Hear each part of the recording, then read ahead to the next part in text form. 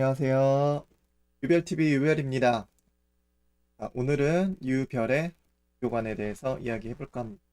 제가 법륜스님이 만드신 교회 관련 컨텐츠를 이제 만들어 갈 예정인데요.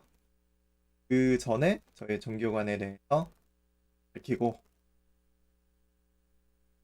나갈까? 그럼 시작하겠습니다. 고! 자, 먼저 저는 태어나서 제일 어렸을 때 접한 게 천주교였어요.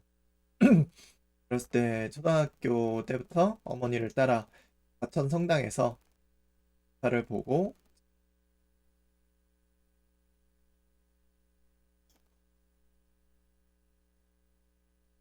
저는 천주교의 분위기를 되게 좋아했어요. 조용하고 조용하게 미사 보고 경건하고 특히 이제 크리스마스 때 성가대가 소를 되게 성스럽게 불러줄 때 천주교가 제 제일 처음 접한 종교였고 또 좋아하는 게 교회 스테인드 글라스 너무 좋아합니다. 때 좀 믿었었던 것 같아요. 그거가 제일 먼저 종교였고 그 다음에는 기독교. 기독교는 교회라는 데를 제일 처음 가본 거는 친구 때문에 가봤었던 거. 친구 따라 뭐 어디 간다고 따라 갔었고 그 다음에는 이제 아내와 결혼하기 전에 하기 전에 약간 그런 얘기를 좀 했었어요. 종교를 좀 기독교를 좀 믿었으면 좋겠다. 또 교회 모임으로 청년회들이란 모임이 있었는데 그 모임에서도 여러 사람들이 난 종교와 같이 기독교를 믿지 않으면 결혼하지 않겠다 이런 얘기를 하는 사람들을 꽤 많이 봤었는데 다행히도 저희 아내는 그 정도까지는 아니었고 같이 교회는 갔습니다. 기독교는 지금도 아내와 같이 교회를 나가고 같이 교회를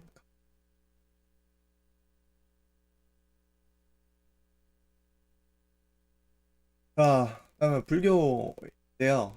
불교는 제가 2017년에 그거였을 거예요. 법륜스님 증권즉서를 처음 접한. 그게 굉장히 신선했죠. 사람들의 굉장히 심각한 고민들, 가벼운 고민부터까지 모든 걸 가볍게 또는 재밌게 해결책을 제시해주는 이해와 배치에 그다음에 증권즉서를 보고 나서도 굉장히 많은 걸 깨달았던 것 같고 그럼에도 불구하고 적으로 굉장히 시기에는 어려운 일이 많았어요. 증권즉서도 이제 많이 들었다 안 듣다가 후의 권유로 불교대학을 다니게 됐어요. 불교대학은 법률 만든 원래 예전에는 1년 과정이었는데 요즘에는 6개월 과정으로 온라인으로 해. 한 일주일에 한 번씩 법문 듣고 한 2시간 분량 그다음에 1시간씩 나누기 하고 그 정도 과정이라서 부담 없이 일하면서 불교대학을 다니고 재작년부터 다니고 이게 이제 날짜는 확실하지 않아요. 그러니까 이때쯤 다녔던 것 같아요. 전대학도 아니고 불교대학은 굉장히 좀 마음이 되게 편안해진 계기가 됐었고 경전대학은 약간 좀 어려웠지만 더 깊이 있게 깨달음은 없는데 도움이 마지막으로 깨달음의 장을 갔다 온 게 또 그냥 11월에 갔다 왔는데 생에 큰 변화를 가져온 일이었습니다. 그래서 지금은 좀 교회에서 어떤 가르침, 삶의 가치관들 이게 거의 제 가치관으로 자리 잡아서 삶에 적용되고 있다고 하면 어, 대체 새 종교를 다 믿었는데 제 뭐 나의 아이덴티티가 뭐냐라고 이제 궁금할 수도 있을 것 같아요. 일단은 교회에서 가르치는 불교에 대해서 설명을 드리면 원래부터 불교는 종교는 아니었대. 종교가 아니고 어떤 자기 수행을 통해서 깨달음을 얻는 그런 것이 어떤 뭐 신을 믿고 신에게 어떤 을 믿고 그런 거는 불교가 아니다. 근데 이제 불교도 어떤 전파 과정을 통해서 속신앙과 결합하고 이든 뭐든 기억화되면서 신앙으로서의 불교도 자리 잡게 되었다. 이런 식으로 설명을 하시더라고요. 그래서 제가 정토에서 가르치는 것은 수행으로서의 불교,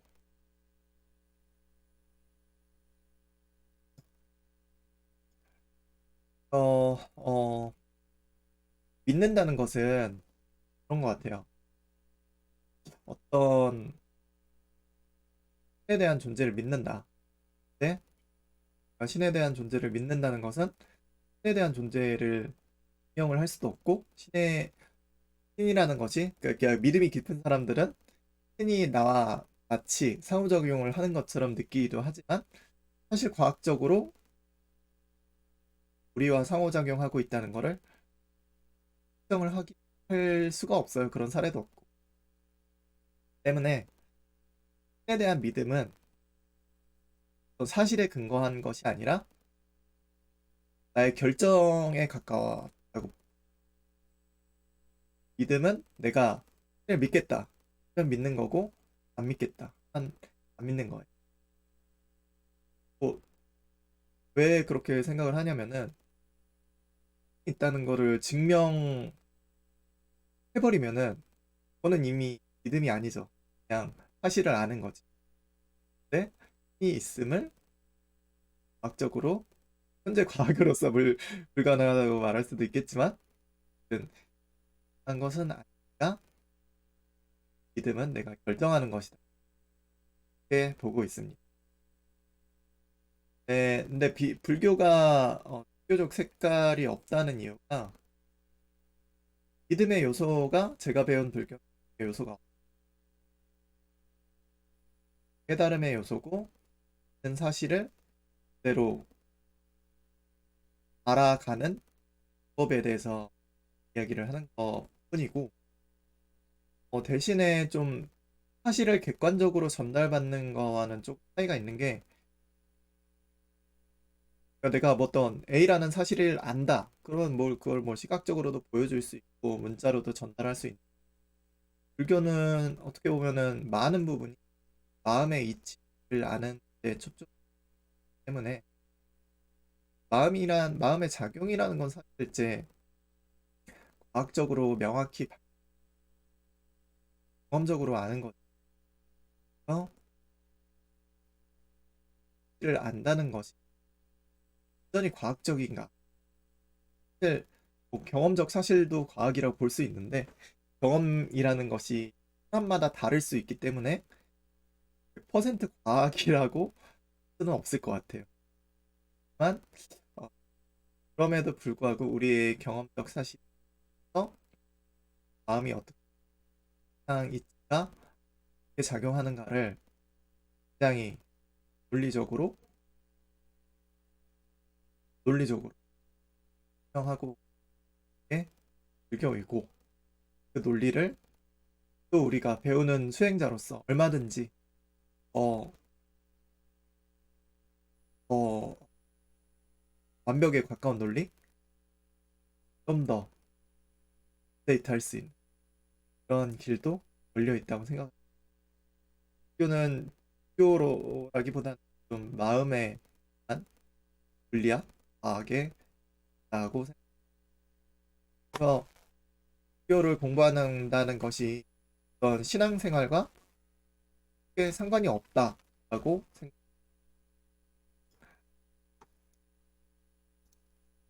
신에 대한 존재는 저는 어, 어렸을 때는 좀 한때 믿었었던 것 같아요. 물리학을 공부에 대한 존재를 믿고는 사실 없죠. 제가 배운 지식에 의해서는. 네, 그럼에도 불구하고 저는 그런 건 있어요. 또 뭐 믿음이 믿겠다, 안 믿겠다 하는 건 뭐 나의 결정인데 근데 그것보다는 어떤 신은 없었으면 좋겠다고 그런 마음이 있어요. 기독교나 천주교에서 말하는 건데 사람이 그냥 한 인생을 살고 죽고 끝나면은 얼마나 허무한가. 죽음 후에 사후세계 하고 하면 얼마나 그 사람의 삶이 있고 그러니까 그게 없다고 가치 없는 건 아닌데 는 과의 관계 영생에 대한 희망을 가질 수 있다. 그게 더 좋게 느껴지기 때문에 썼으면 좋겠습니다. 사람이 또 100년도도 못 사는 보통 일반적으로 그런 유한한 존재이기 때문에 저는 뭐 언제 죽어도 뭐 크게 아쉬울 거 없겠지만 제일 아쉬운 게 그걸 것 같아요. 우주에 대한 비밀을 모두 다 알지 못하고 그런 거는 참 아쉬울 것 같아요. 모든 물리학자, 우주 물리학자들 그렇겠죠.